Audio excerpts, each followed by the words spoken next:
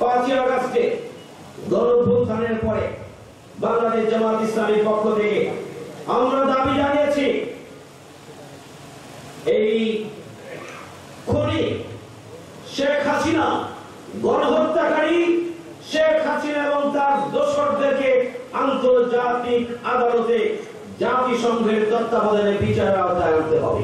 পাখির মতো গুলি করে হাজারেরও অধিক ছাত্র জনতার হত্যা করেছে এই খুনি শেখ হাসিনা। তার অবস্থা এমন ছিল, যদি 18 কোটি মানুষকেও হত্যা করতে হয়, তারপর হত্যা করে হলেও এই খুনি শেখ হাসিনাকে ক্ষমতায় থাকতে হবে।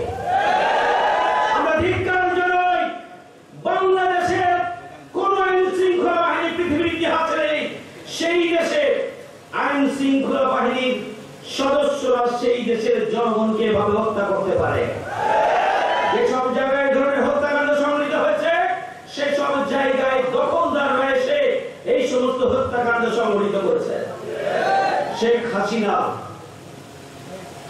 তিনি নৃশংসভাবে মানুষ হত্যা করতে করতে বিগত 16 বছরে মানুষ হত্যা না করলে, রক্ত না দেখলে তার রাত পার হয় না, দিন পার হয় না, তার ঘন্টা পার হয় না, তার সেকেন্ড পার হয় না, তার মুহূর্ত পার হয় না।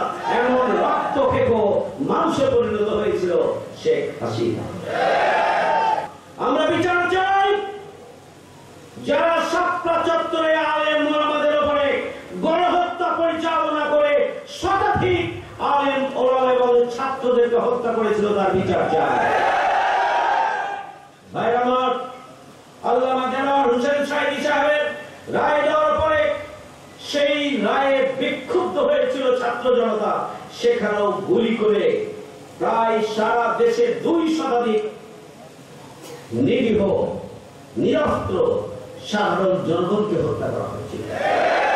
ট্রাইব্যুনাল গঠন করে জামাত ইসলামীর শীর্ষ নেতৃবৃন্দকে হত্যা করার জন্য পরিকল্পনা গ্রহণ করা হয়েছিল। আমরা তখনই বলেছিলাম, এটি একটি ষড়যন্ত্র, চক্রান্ত, জামাতকে নেতৃত্ব শূন্য করার জন্য একটি পরিকল্পনা ছাড়া কিছুই নয়।